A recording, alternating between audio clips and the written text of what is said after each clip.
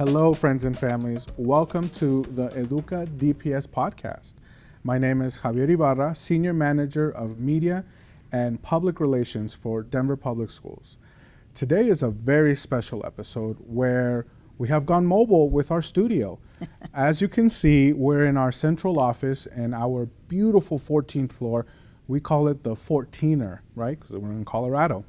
On today's podcast is also special because we have not one, but two guests. Today, joining me, we have DPS Board of Education Director and Board President Xochitl Gaitan and Director Dr. Carrie Olson. Welcome. How are you today? Thank you. Doing really well. Thank you, Javier, for having us and inviting us. My name is Xochitl Gaitan, President of the Denver School Board, elected in November of 2021, and really happy to serve and be of service to all of our DPS community, and happy to join you here today. I'd like to let my colleague here introduce herself. Thank you. Thank you, President Gaitan. Thank you for having me here too. My name is Dr. Carrie Olson, and I have been on the Denver Public Schools Board of Education since 2017, so I'm in my second term. Before that, I was a teacher in Denver Public Schools for 33 years, mainly on the west side of Denver in the district that Xochitl represents. And now I represent District 3, which is over near Central and East Denver. So happy to be here today. Thank you. So first question, let's dive in. What is a Board of Education? That's a tricky question. Right? No, I'm kidding. That's a good question, Javier, because sometimes folks in our community wonder who we are, what we do, and so we are a board of 7 individuals representing 5 different districts and 2 at-large members that represent the city at large. And we come together as a board to make decisions about policy that will directly impact and affect DPS from all levels, from the DPS superintendent all the way to DPS students and their families. And so this is who we are. This is a board of 7 individuals coming together to discuss and share ideas around policy making.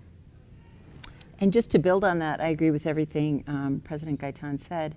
But I would also add too, this is what democracy looks like. Like, this is democracy in action. So the 7 of us have been elected by the voters of Denver, and then we bring the values and priorities that the majority of the voters have said from each of our regions to be able to bring those ideas and values to the board when we discuss how to direct our superintendent, which I know we're going to get into later.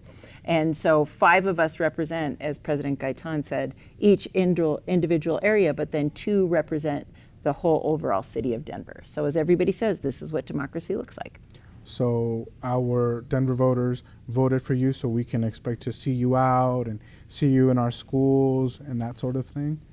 Right. So we often do get out and do school visits, participate in other community meetings. We also have to make time as part of our board work to read up on research and data that will help us make informed decisions as we're developing policy. But most certainly that is a part of our day, is to visit schools and join in on other community meetings.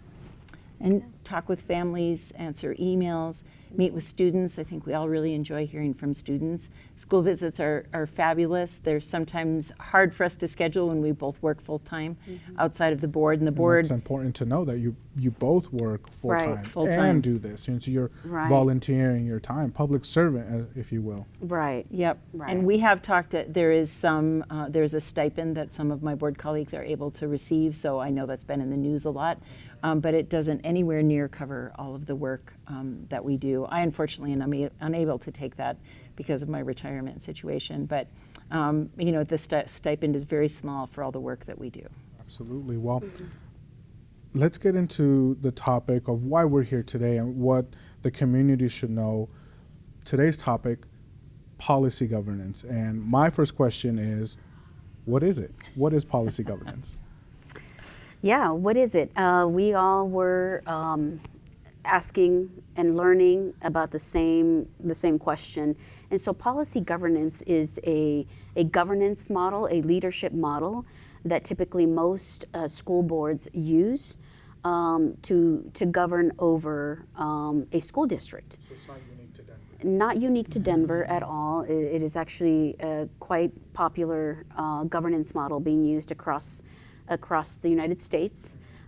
For many other school boards across the state of Colorado are using this model as well. And so it really allows us as a board to develop policy and also use it to supervise or help our superintendent, who's our one sole employee, develop his strategic roadmap, or the strategies that he wants to use to be able to figure out how he's going to go about meeting the policies, or another word that we use within the policy governance model is end statements or end goals. And so this allows the superintendent to really look at how he's going to go about meeting those end goals that we've set for him through this policy governance model. And I would just add that with 7 people informing what they want from the superintendent, policy governance is super helpful that we come together in one voice, because boards of education are very different from like how the state legislature works or the national how Congress works, because we all have to come together with one voice and direct the superintendent and say, these are our vision and our values through policy, instead of the superintendent having 7 different people saying, I think you should do this. No, I think you should do this. Policy governance is a way for us to come together with one voice to direct him. And again, based on the feedback that we've gotten from the voters and the constituents and the students in our districts. So then it helps the benefit to the community about policy governance is it creates that model where we can meet those, what you call end statements. End statements and policies. Mm-hmm. You mentioned the superintendent as your sole and only employee. My question here is, how does policy governance establish what you would call the parameters or a working relationship between the Board of Education and the superintendent? Yeah, so the Board of Education, we really focus on, as we're developing policy, we're really developing it with the sense in mind that we are looking to the future of the district, and we are looking at, again, end statements, meaning that end vision or that end goal for our one employee, the superintendent, to figure out how to get to that end goal. It's not up to us to really determine and say, this is how you do it. We really do allow, there is a lot of flexibility and a lot of liberty. And we'll go into later what, there are some parameters or some executive limitations that he would need to follow to figure out how he meets those end statements. But really those end statements is our way of telling the superintendent, here's our end vision, here's our end goal. As we're looking to the future, please, figure out how to get us there as a district. So yeah, we can go further into what those executive limitations are, but I'd like to allow here some time for Dr. Olson to expand. Sure, I'd love to give an example, going back to sort of what we said before. So a couple years ago, myself and Director Balderman heard from a lot of students saying, we are so concerned about the future of our planet.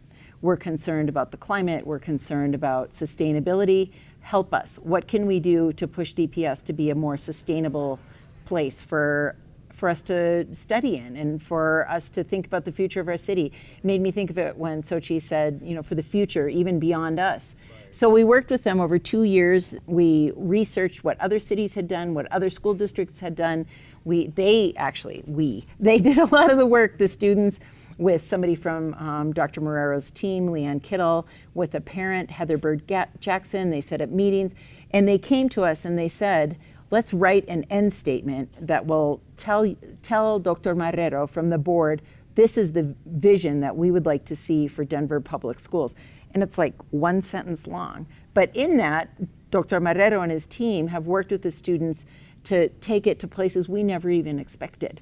So many electric buses we have, thinking about replacing LED light bulbs. So going beyond the reuse, recycle, and what was the other one? Reduce, reuse, recycle, right? From the days of when my daughter was a Denver Public School student, and that was the mantra she always came home with.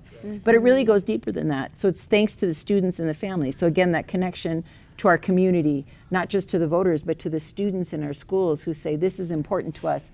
They come to us, we think about how will we think about policy? We talk together amongst ourselves, we say this is something we'd like to see happen, and then we put it down in an end statement, and then Dr. Marrero figures out how to make that work. Going back to earlier where you were talking about the board and how there's 7 members, my next question here is, how does policy governance dictate, affect, or guide the roles that the individual board members have?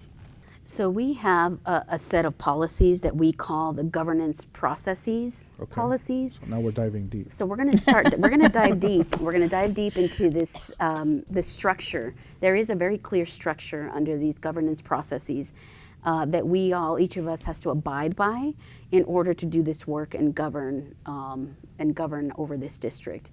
And so with that, it really defines the role of the president, the vice president, the other board members, individually, but as a whole, and how we move together to address any concerns, to also address the accountability piece, how we're accountable to each other and accountable to the superintendent and the district, the students, et cetera, especially the voters of Denver, who essentially are the people that put us in this seat to speak on their behalf. And so we do have GP 15, Governance Process 15, that is a policy that addresses how the board will proactively engage with our community, and that includes the redevelopment of or creating new policy.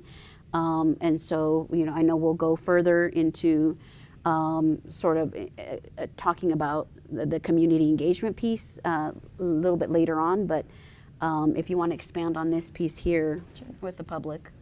So imagine the last time you were hired for a job. Okay. When you got hired for a job, were you given a handbook on how to work at your job or a job description? Absolutely, yes. So think of that as what policy governance is for us. So when we're all hired to this job, when we're elected, when I was elected, there wasn't a lot of structure about exactly what a board member does, and what I was given, I didn't really understand, because we don't go to school to become a board member. All of us come to this because we have a passion for something we've seen in the city. But then when you get here, how do you access the power to which you've been elected? So if you think of policy governance as a way of saying, no, okay, so you got into the seat, how are you going to implement change through policy, and how are you going to work together with 7 very different people who come from very different walks of life and working with your sole employee? So sort of like an employee handbook. I'm oversimplifying, but just to give our viewers an idea. So we get into this job and how are you going to do this job, and how will you be able to affect that? Because we're making really important decisions for 90,000 students, 15,000 employees, and over 200 buildings with a budget of $1.3 billion. We have to not freestyle with that and really have clear guidelines for how we're going to work together, not just with each other, but with the policy and the structures and the decisions. Right. As the largest school district in the state, our community expects to have some sort of decorum, some sort of rules and policies in place for us to govern, which brings me to my next question, right? The voters. How does policy governance affect the voters?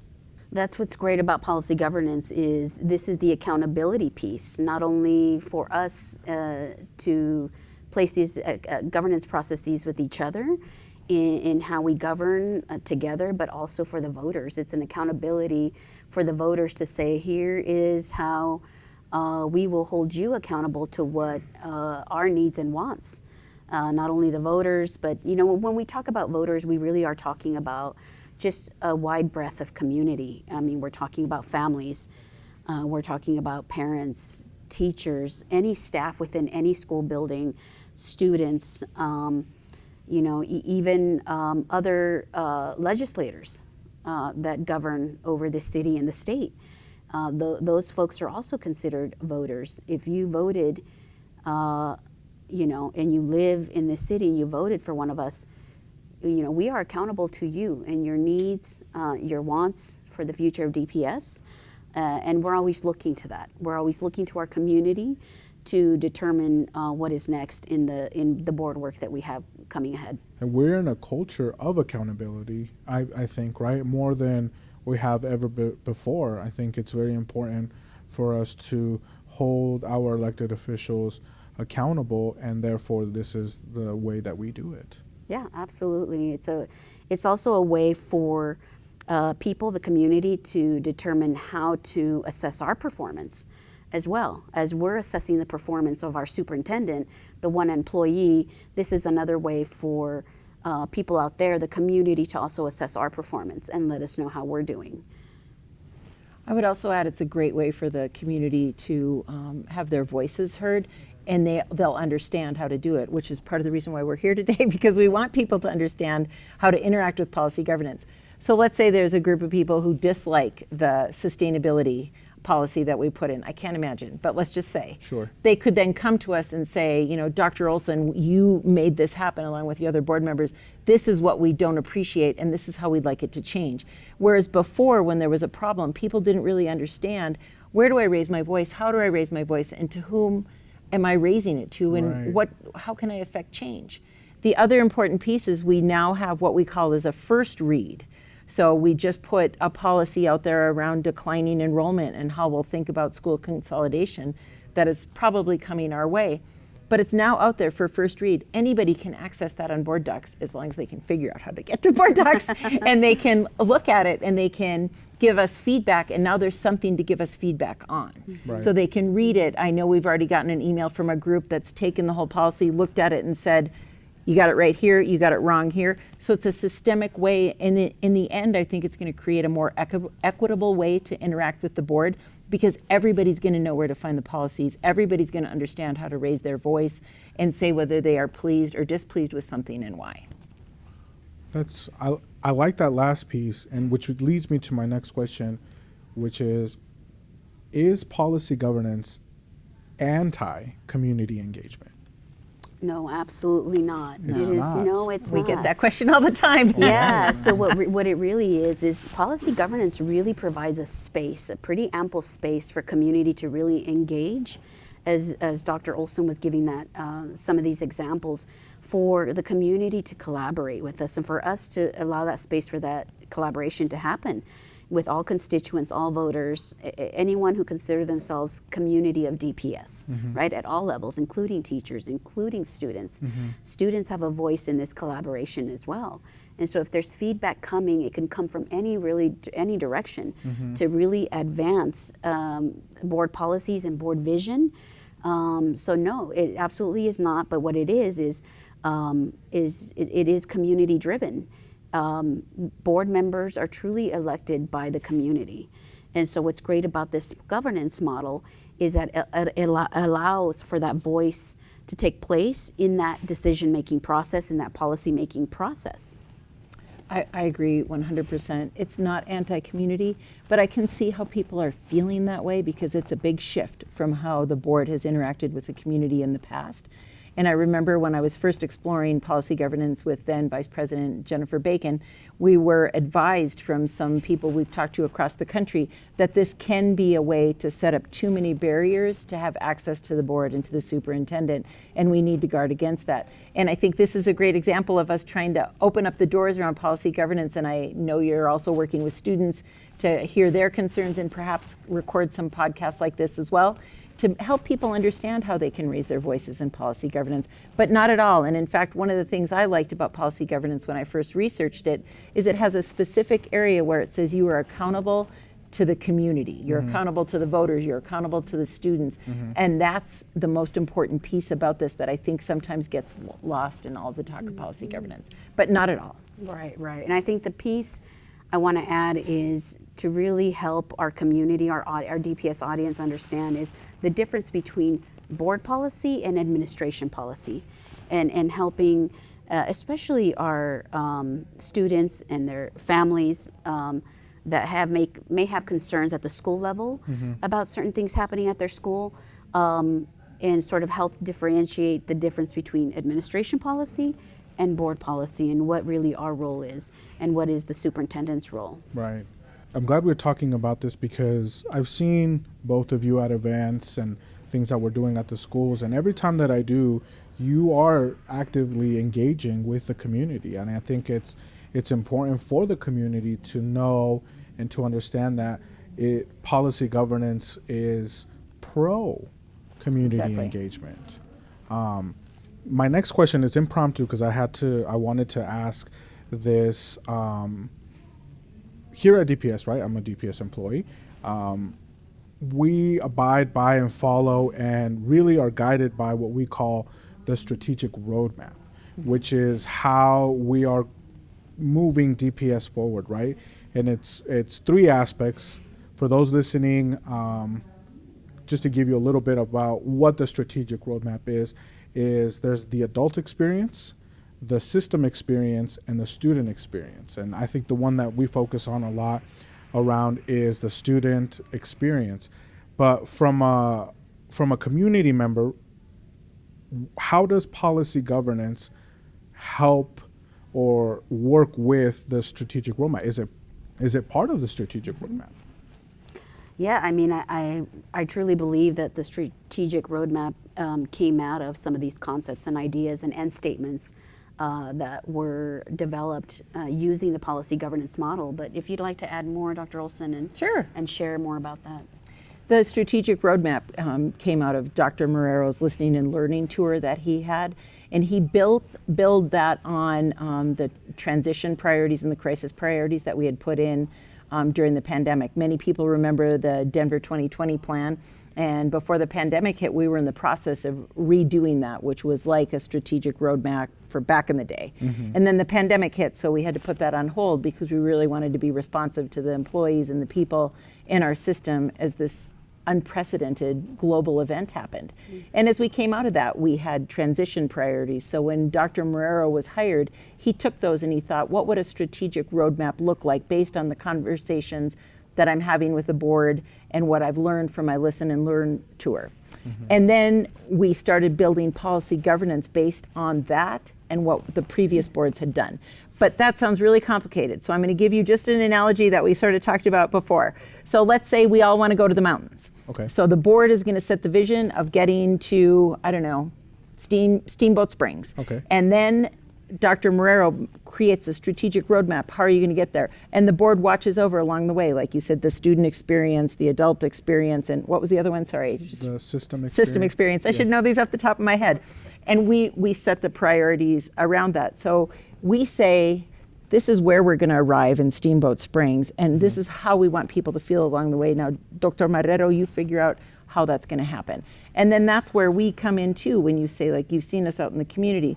While we set priorities and we work with policy governance to say what we want Dr. Marrero, our one employee, to do, we also have to be in the schools to see how are people feeling about this? What's happening? Not to go and fix the weeds on the playground or change the lunches on Friday or fix the photocopier and why isn't it all in color? Some of those things are important, as I know from being a teacher in the schools, but that's not something that the board is involved in the day-to-day operations, but we'll file that away. If we hear about a lot of schools saying, no one's fixing our playgrounds, then we can go to Dr. Marrero and say, you know, it's not a one-off. We're hearing that there might be some miscommunications in operations about, and our operations team is great. You know, I'm just giving an example of something that I thought about as a teacher. So does that help and explain the connection with the strategic plan and policy governance? Because we get this all the time. Absolutely, absolutely. And I think I have to put on my community lens, right? As a Denver voter, I have to put on that lens in order to bring these resources to the people listening and watching. And so thank you for that.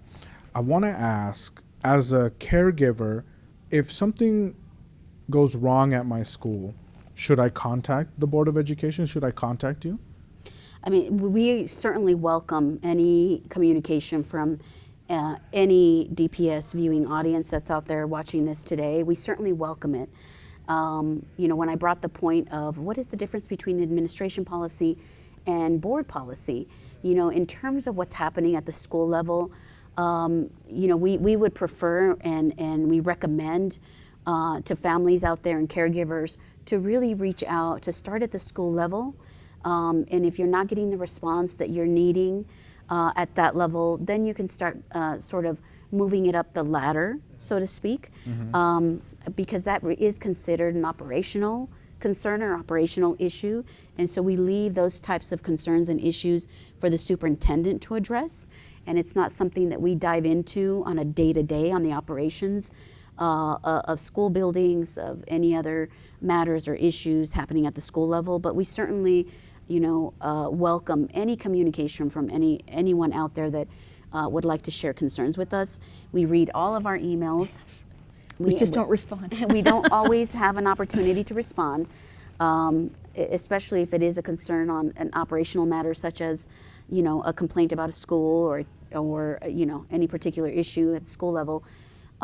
We do send those concerns and those issues to the appropriate staff to handle because it's going to give them a much quicker, swifter response. And so that's very important to us. It's important that those issues get addressed right away because it could impact the life of a student depending on what the issue is. And our students are of the utmost importance to each one of us. But most certainly, like I said, we welcome any communication. We just recommend that operational issues. And then how do you determine operational issues? That's kind of another tricky question. Right. What is administration policy? So if you want, we want to dive into that, Dr. Sure. Olson. Yeah. What I tell families, because that is a great point, lots of confusion. So if families are concerned and they say, I don't know where to start, I'll say just CC me in your email and send it to your principal. And then we can go from there. So if they're sometimes we're stopped in the grocery store, and while I don't mind that, I'm out in my community. I like to talk to people. Oftentimes on a Saturday morning, if I'm grocery shopping, I'm not in the best spot to be able to answer a big question. So it's helpful to email the principal, maybe CC a board member. But the day-to-day operations of what's happening in a school, those are operation. Because that's like what's happening, like if a parent feels that maybe their student isn't getting the services that they need or deserve, they should go first of all to the teacher, and then if that doesn't work, go to the principal, just to make sure that they're clear about what's happening in the school. Sometimes there are just simple misunderstandings that we don't, we can't solve. So if somebody emails me about something that's happening in a school, I have to go back and then check with the teacher and the principal. Well, actually, I don't. Dr. Marrero does. But I'd let him know, and then his team has to look into it. It's easier just to check with your school first. But sometimes I recognize that families don't feel comfortable doing that, and they'll send things to me and say, please don't use my name, but I'm concerned about this. And then immediately, all of us send it on to Dr. Marrero's chief of staff, and his chief of staff and our deputy chief of staff are great at sorting out how to solve problems. But I think the biggest message I'd like people to know is if you have a concern, say something. Go to the principals at the school. If you don't feel comfortable, come to us. Send us an email. All of us have information out there and we can help people sort through it.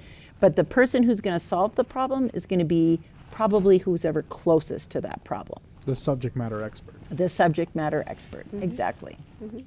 Well, I want to thank you both for joining us on the Educa DPS podcast. This has been wonderful. I've really enjoyed my time here. And I feel like I've learned something that I might not have known before, right? And I hope that translates into the community. I want to thank you, President Gaitan, Director Olson, Dr. Olson. Thank you. Thank you for joining us today. Last question is, if someone wants to get a hold of the board, how do they get a hold of the board? That's a great question. I'd love for them to email us at board@dpsk12.net. And what I'm really interested in is, after doing this podcast, what questions are still lingering about policy governance? What do people not still understand about the work of the board or about policy governance? I'd love to hear from them, and I know all of us would too. An open invitation for everyone to get in contact with our Board of Education. Thank you both for joining me. You're welcome. This concludes our DPS Educa podcast. Please help us share this content with families, friends, and other community members. For more Educa content and other stories of DPS, please visit our YouTube channel at Denver Public Schools Plus. My name is Javier Ibarra. Thank you so much.